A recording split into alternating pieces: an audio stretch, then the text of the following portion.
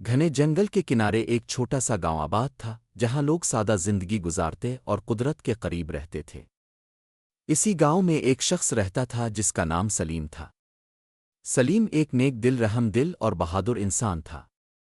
وہ روزی کمانے کے لیے لکڑیاں کاٹ کر شہر لے جاتا اور شام کو بیچ کر واپس گھر آتا۔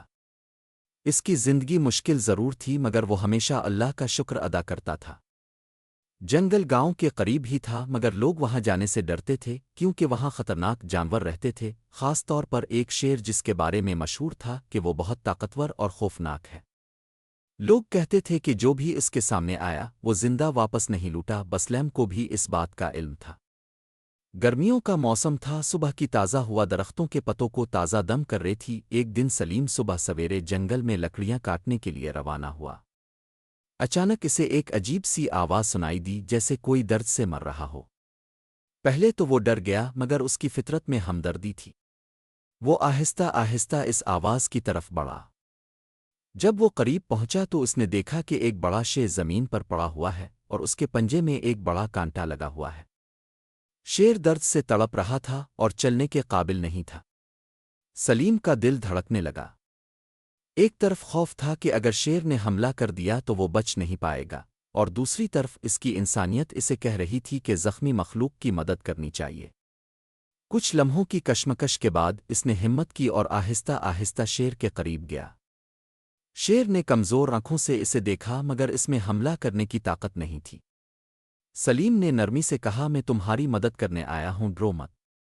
پھر اس نے احتیاط سے شیر کے پنجے کو پکڑا اور آہستہ آہستہ کانٹا نکالنے لگا۔ شیر درد سے تڑپ رہا تھا مگر اس نے سلیم کو نقصان نہیں پہنچایا۔ آخرکار سلیم نے کانٹا نکال دیا۔ پھر اس نے اپنے کپڑے کا ٹکڑا پھاڑ کر شیر کے زخم پر باندھ دیا۔ کچھ دیر بعد شیر نے آہستہ آہستہ اٹھنے کی کوشش کی اور کھڑا ہو گیا۔ وہ کچھ لمحے سلیم کو دیکھتا رہا جیسے اس کا شکریہ ادا کر رہا ہو، پھر آہستہ آہستہ جنگل کی طرف نکل گیا۔ سلیم نے سکھ کا سانس لیا اور واپس اپنے کام میں لگ گیا۔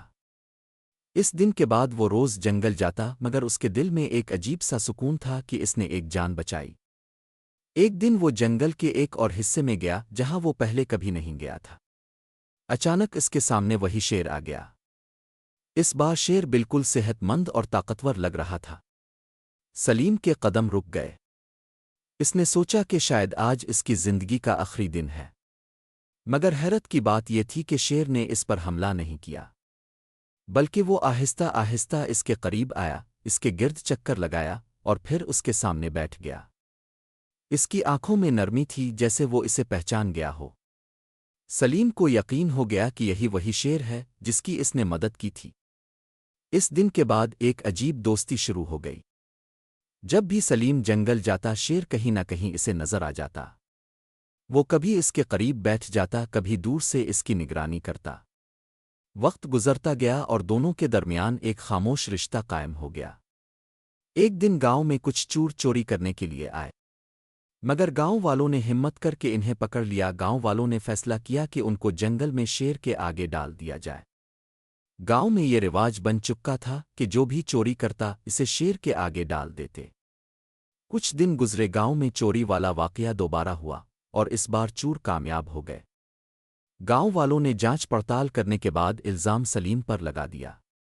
لوگ حیران تھے کہ سلیم کا کیا ہوگا۔ دوسرے دن گاؤں والوں نے سلیم کو جنگل میں شیر کے آگے ڈالا اور دور جا کر دیکھنے لگے کہ شیر سلیم پر کب حملہ کرتا ہے، مگر سلیم پرسکون تھا۔ شیر سلیم کی طرف دوڑا اور اسے دیکھتے ہی رک گیا اور اپنا سر جھکا لیا جیسے وہ اس کے احسان کا بدلہ چکا رہا ہو۔ گاؤں والے یہ دیکھ کر حیران رہ گئے۔ شیر نے سلیم کے گرد چکر لگایا اور جنگل کی طرف نکل گیا۔ گاؤں والے سلیم کے پاس آئے اور سارا واقعہ پوچھا، وہ سن کر حیران رہ گئے۔ گاؤں والوں نے سلیم پر لگے الزامات کو معاف کر دیا۔